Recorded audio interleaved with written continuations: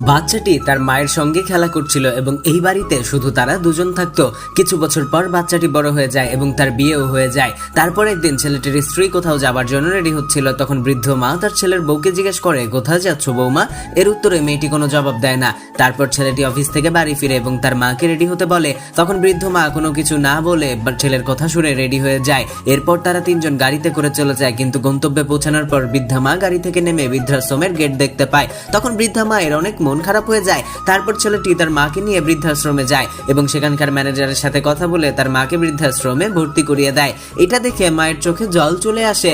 তবুও নিষ্ঠুর ছেলেটি মায়ের সাথে কথা না বলে তাকে বৃদ্ধাশ্রমে রেখে চলে যায়। ছেলেটি যখন বাড়ি ফিরে তখন বাড়ির ওয়াচম্যান বুঝতে পারে যে ছেলেটি তাকে তার মাকে বৃদ্ধাশ্রমে রেখে চলে এসেছে।